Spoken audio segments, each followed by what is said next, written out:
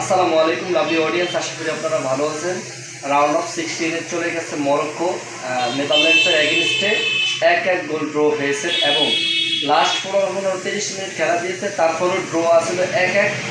শেষ পর্যন্ত প্লান্টিতে Morocco win করেছে। ভাবছিলাম যে জয়টা হয়তো নেদারল্যান্ডসের এগেনস্টে চলে যাবে, সেই শেষ পর্যন্ত নেদারল্যান্ডস ফেভারের জয়টা ছিনিয়ে নিতে পারে নাই নেদারল্যান্ডস। শেষ পর্যন্ত মরক্কো উইন করেছেন এবং বিশ্বকাপের মঞ্চে রাউন্ড অফ 16 চলে গেছেন আজকের টাইব্রেকারে। ভাই খুবই দেখবার মতো ছিল এবং গোল্ডেন মুভমেন্ট ছিল। যারা এই খেলাটা উপভোগ করেছেন অবশ্যই তারা খুবই একটা এনজয়েবল গেম দেখেছেন।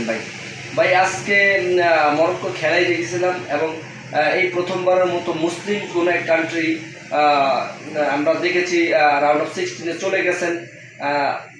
তো মরক্কো টিম অভিনন্দন, খুবই ভালো খেলছে, তারা ডেডিকেটেড করছে এবং নেদারল্যান্ডসও অনেক চেষ্টা করছে, কিন্তু শেষ পর্যন্ত নেদারল্যান্ডসরা কাঁদতে বাধ্য হয়েছে এবং শেষ পর্যন্ত তারা হার নিয়ে বিদায় নিয়ে গেল তাদের ঘরের মাঠে।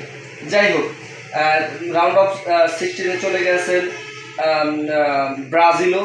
গতকালকে ব্রাজিল 2-1 জাপানের এগেনস্টে জিতে তারা রাউন্ড অফ 16 চলে গেছেন এবং চলে গেছেন মরক্কো।